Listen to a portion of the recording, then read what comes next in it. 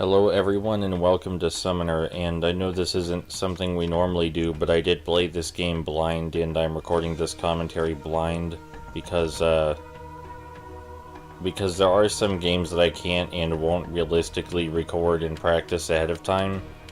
Summoner is one of those games as an open world non-linear action RPG.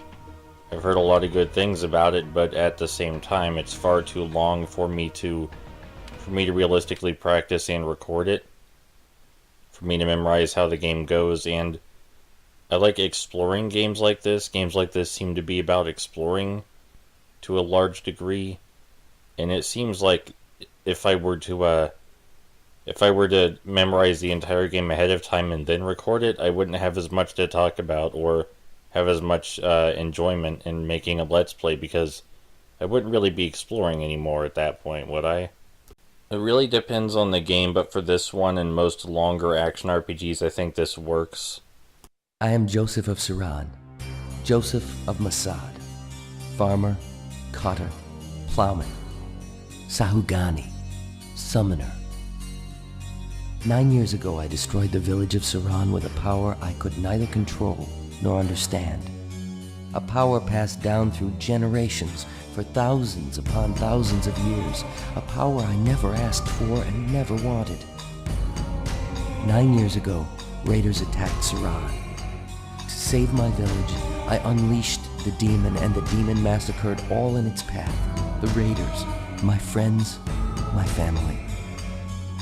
The survivors blamed me, and who else were they to blame? I wore the ring. I called forth the demon. And so I left the ruins of Saran in exile and outcast. But I was not alone. My companion was a vagabond named Yago, an old beggar who had come to Saran the year before looking for the child born with the mark of the summoner. Looking for me. Yago said he'd teach me how to use my gift, how to use the ring that only those born with the mark could use. And now we were both vagabonds, hated and feared. We came to the village of Masad, and I threw the ring down a well. I told Yago to go away and never trouble me again with talk of prophecies and destinies. I was finished with my power. I swore on the graves of all who perished in Saran that I would never summon again.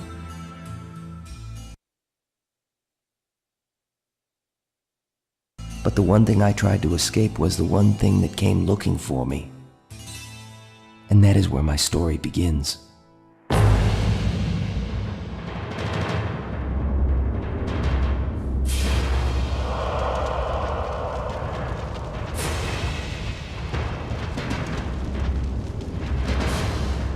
The year was 596 Vorno Mediva.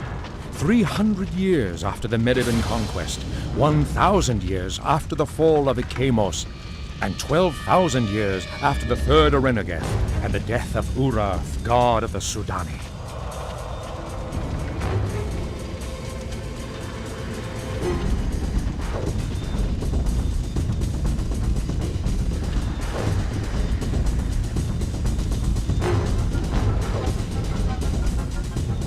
Murad the Usurper, Emperor of Orenia, a realm far to the north across the sea, invaded the shores of the Kingdom of Mediva. Led by the infamous Four Riders, Murad's soldiers laid waste to the villages along the Dahu River.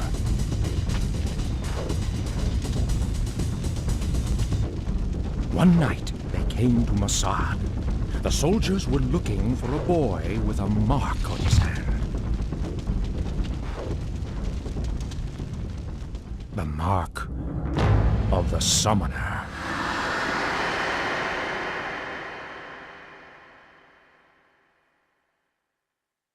What kind of RPG would it be if the main character's village wasn't burned? Twice, apparently. We had one village and we ruined that one, and we indirectly ruined this one. I'm skipping past the tutorial text here because I read it before. I did have to check if the game worked. But everything after that tutorial text is new to me, including this menu. I don't know what this menu is. Hopefully the game will explain that later. It's like some pretty complicated stuff. The worst part is I'm not being sarcastic. I'd probably never figure out how to use that on my own. In these kinds of games I really like to explore, and I heard this game was good for that. So I'm gonna wander around the map as much as possible. It looks an awful lot like we can't leave this opening area yet, though. Looks like we can't swim either. At least not yet. Maybe there's somewhere else in the game we can swim. I don't know anything about this game aside from what I've heard. So, this tutorial text I've also read before. It says Mulek here is Joseph's friend, and we're Joseph. We can ask him about exactly what happened, and he'll tell us something we already know, that the Four Horsemen came through here and slaughtered all of our friends looking for us. This is an introduction to how the dialogue works, and you've probably seen dialogue systems like this before, but I guess we can just consider this tutorial dialogue. He says he's too scared to stay and too scared to run, and all we can do is say farewell. If we try to talk to him again, he'll just give us the same dialogue. We can't, there's no option to take him with us or tell him to come with us and we'll protect him or anything like that, which is unfortunate because, well, we have a sword and he doesn't have a sword, so I feel that he should stay close to us and maybe we can escort him out of the town. We'll come back for him later. And I'm mashing the X button right here trying to stop this lady from getting killed, but it wouldn't let me. I just want you to know I was mashing the X button trying to do something, and only now does the game tell me that I can use X to attack. That's not very classy of you, game. I could have saved that lady's life if you would have told me, if you would have let Joseph attack earlier. I was even pressing the right button. Maybe now is a good time to mention that this game was also on PC. It still is on PC. You can buy it on Steam. I also own the Steam version. It was released by THQ Nordic, since Nordic Games bought THQ's properties after THQ went under. So if any of this seems out of place for a console game, that's probably why. This game was released on PC, but I think the PS2 version was released first, which is a little unusual, I suppose. The combat system is automatic, and I don't know, I pressed square and the skills tutorial appeared, so it is going to teach me about skills. Which is thankful because I couldn't make any sense of this menu by myself.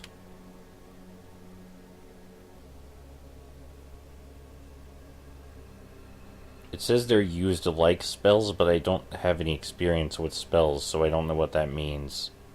I understand this so far, relatively basic. It uses the bloom meter to do special skills, but I don't know what it means by like spells because I haven't used a spell yet, so I don't know what that does. It also seems to be telling me about things unrelated to combat skills right now, or maybe not unrelated to combat skills, but a different kind of, passive and active skills. I get those, but I feel like that some of the things it's talking about aren't in the menu I have up currently. I'm also not sure what that infinity symbol appearing above our head is. But combat is automated. I imagine that we can use skills in the middle of combat to make it somewhat less automated. Watching that fight play out was entertaining in its own way. You say he dropped his weapon, game, but his weapon is still in his hand. I can see it on his character model.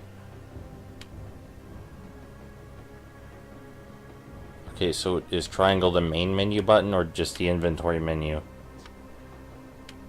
Oh, I can look at descriptions for these. The coin of the realm, gold.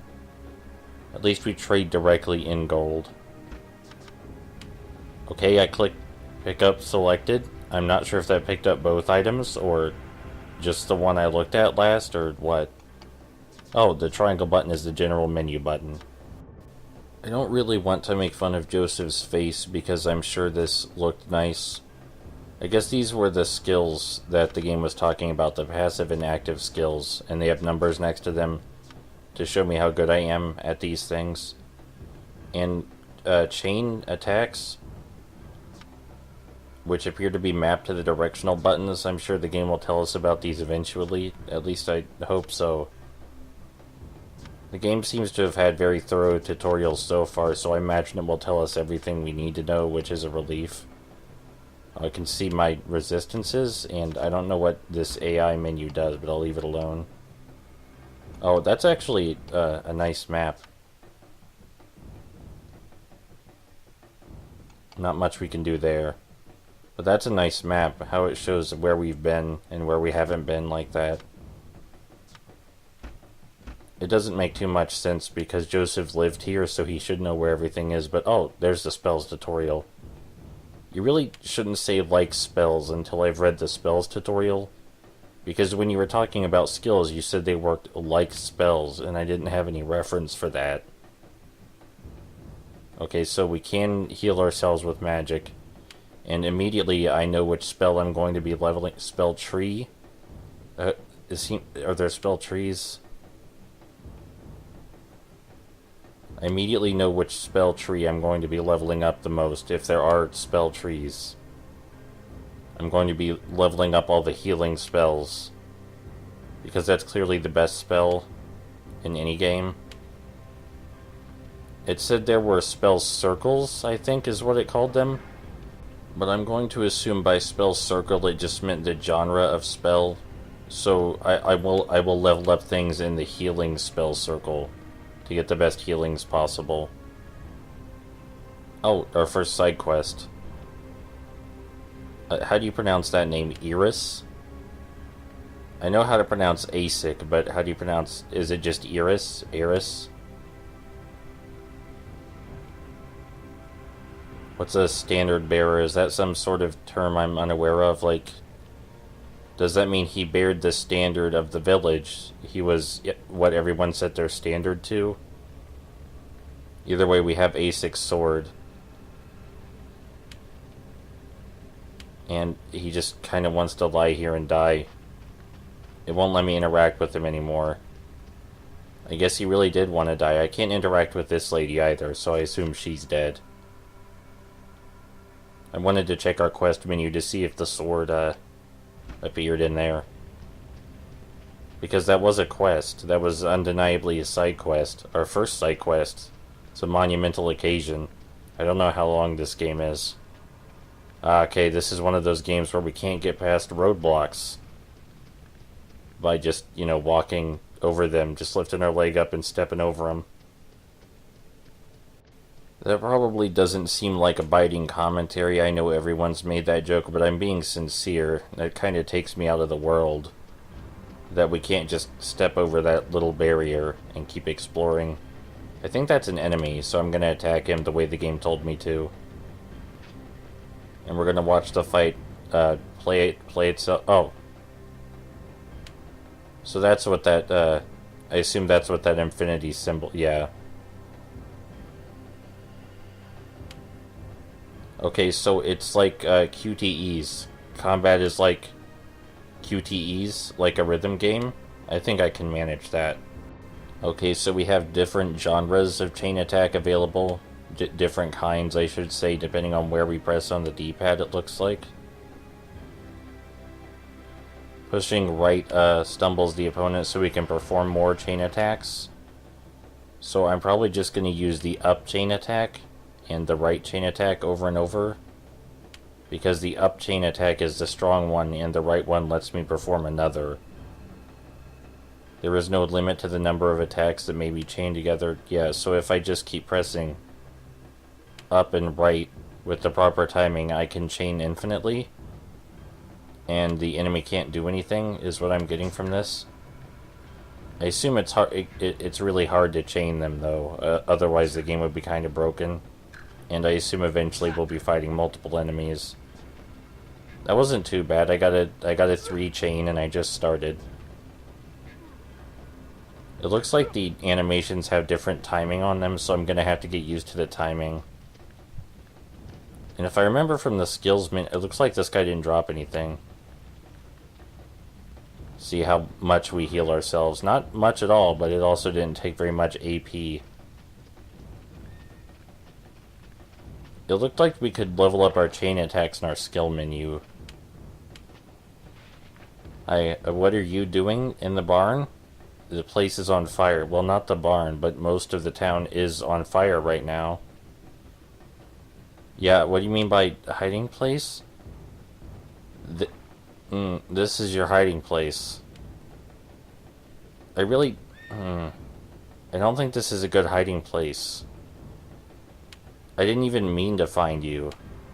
I guess I was exploring, but they're actively, you know, combing the entire town looking for me, so she won't come with us either. Can we get on the horse? We can't get on the horse. That's disappointing. But they're actively combing the town looking for me, so they'll probably find her and kill her.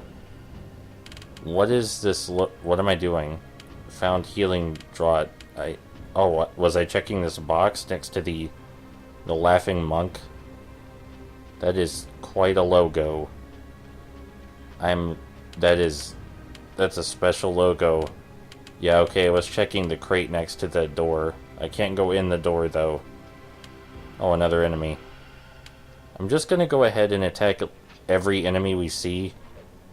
Because that's how leveling up works. We attack enemies and get experience. And I need to get better at the chain timing, too. I got another 3 chain, but then I goofed up again. It did say they got faster. But I assume it'll be really easy to get used to the timing. It may take a bit, but the timing seems fairly consistent. And I've played Rhythm Heaven a couple of times. Healing Draught. The potion heals small damage. What's a draught? I'll have to look that up after I'm done playing. I do like when games teach me new words. I don't know what a draught is.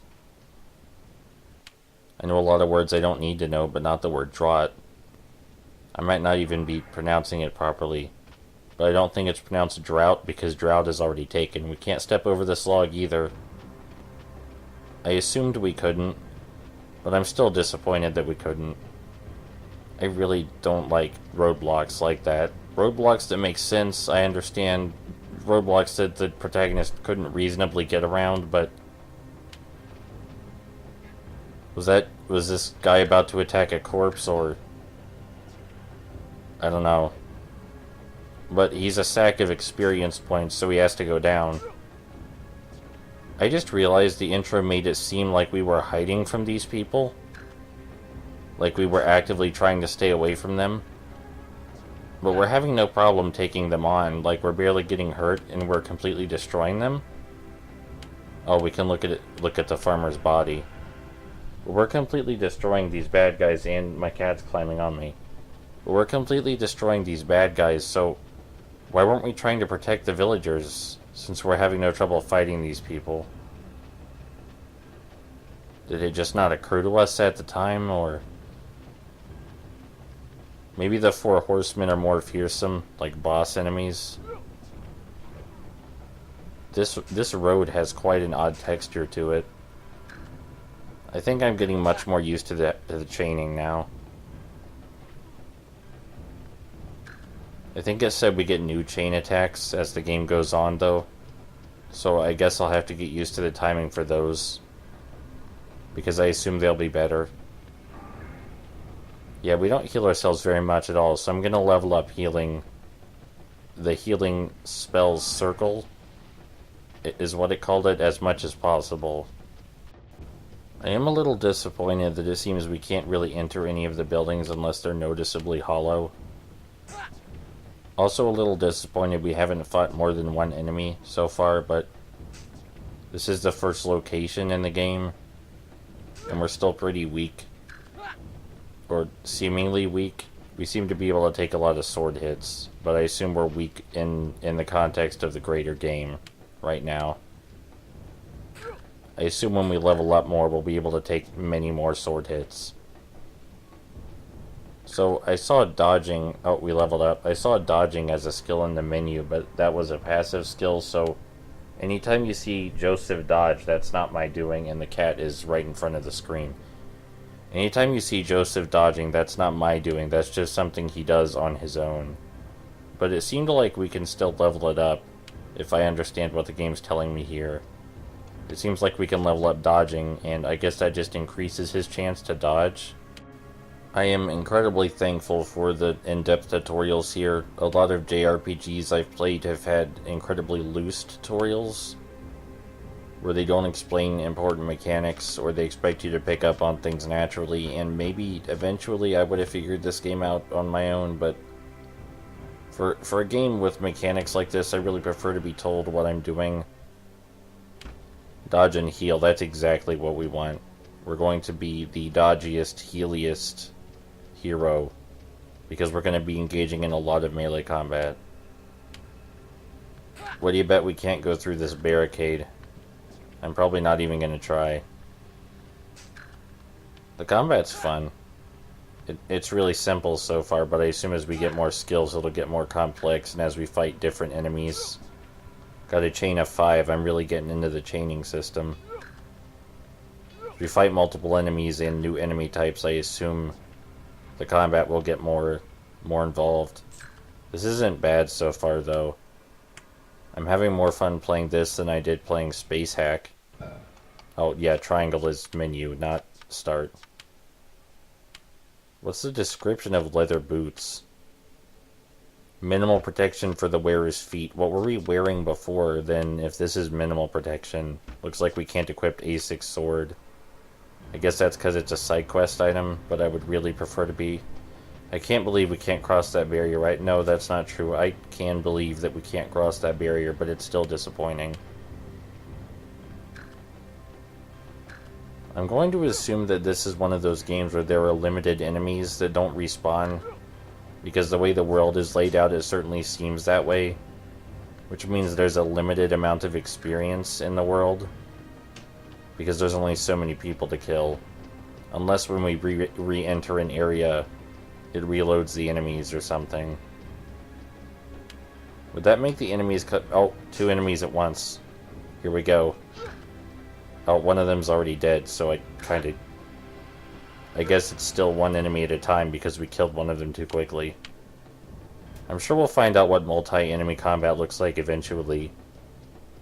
But as I was saying, if the enemies do only appear once and they don't respawn, does that make the enemies kind of a collectible? Like a sack of experience points collectible? I grow powerful. Joseph says he grows powerful. I hope he's correct. We already seem kind of powerful, but I'm not methodically killing everyone for no reason. I want to max out our healing as much as possible. Trying to decide what to do with that remaining point. I guess we have been using push a lot, and it doesn't seem we can upgrade the other chain attacks. It says the more we use the chain attacks, it says if we use chain attacks, we inherently gain access to more of them. So, I guess we'll just wait to see when that happens, because it doesn't look like I can allocate skills to any of the chain attacks aside from push. Allocate skill points, I mean, not the skills themselves. The skills are what we are allocating points to. It's a little disappointing there was nothing around the back of that fence. So these bad guys are called the Iranians. Oh, it's really hard to say that without sounding racist. Oranians, not Iranians. Iranians are a real thing. Oranians, they're called the Oranians.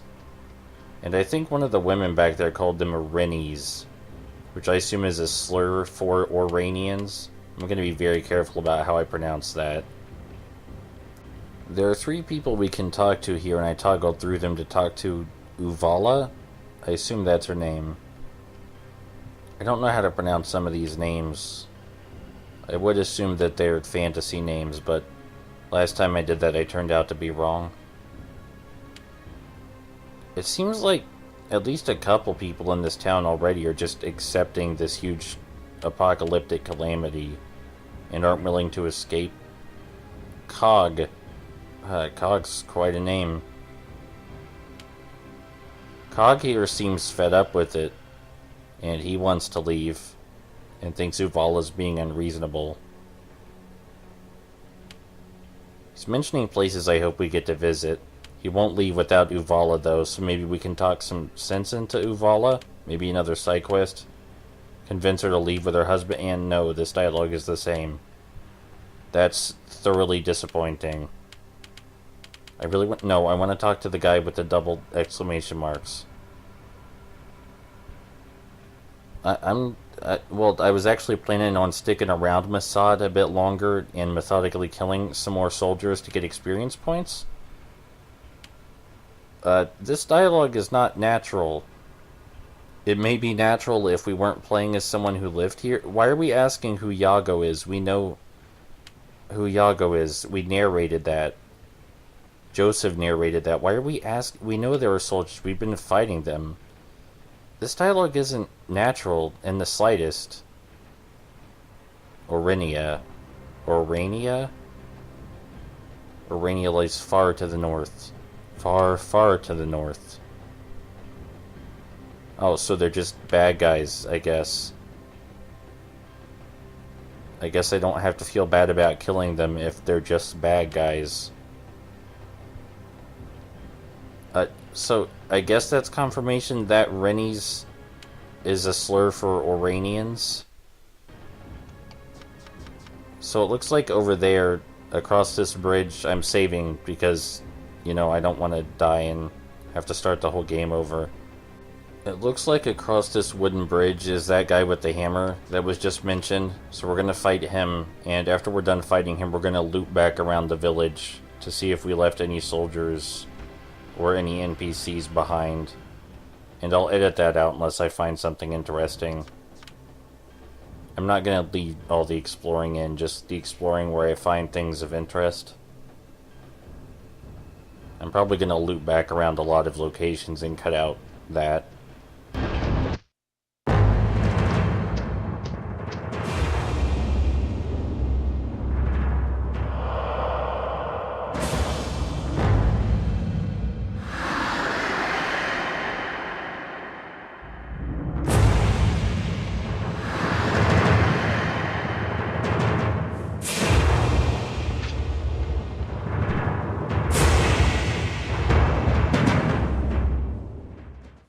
The game is building up this conflict quite a bit, but if I understand the chaining system properly, then we should be able to just stunlock him as any other enemy. Yeah, I'm not having any trouble stunlocking him.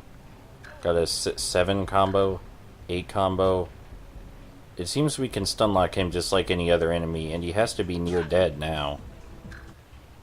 Yeah, he's gone already. The music was just about to pick up, but we murdered him too fast.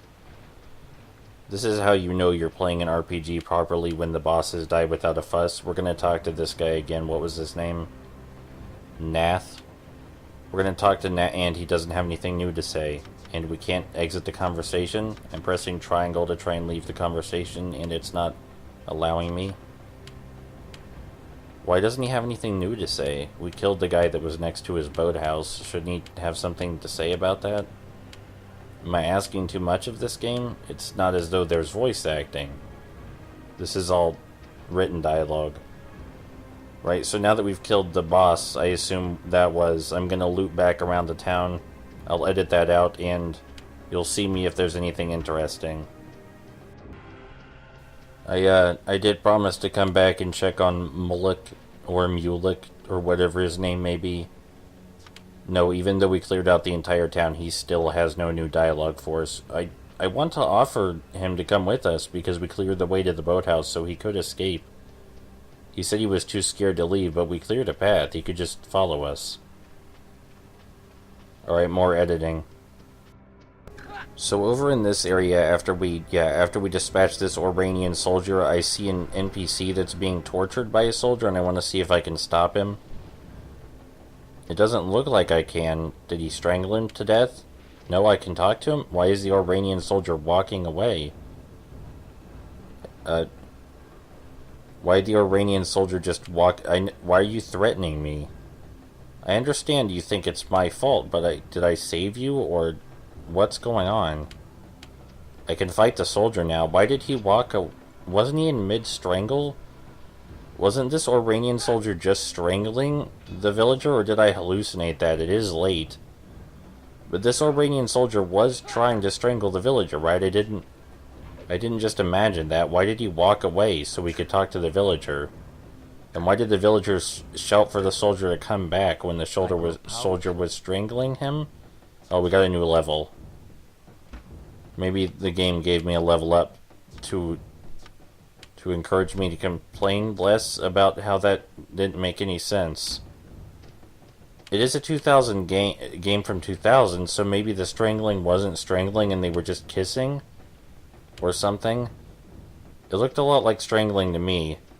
Okay, I'm gonna edit again, and I'll cut back when I find something interesting. I couldn't find anything else, so we're headed back to the boathouse to end the level, the location, I suppose is what you should call it. I'm not really into the game's world so far, but perhaps it will get better. Found a recovery tonic. Perhaps it will get better the more we go along. The dialogue seems really unnatural so far, though, which is a big pet peeve of mine. Wait, can I create multiple saves? This really is like a PC game. I might as well take advantage of that then, and create as many saves as we can. I'll see you next time, where we will hopefully board the boat.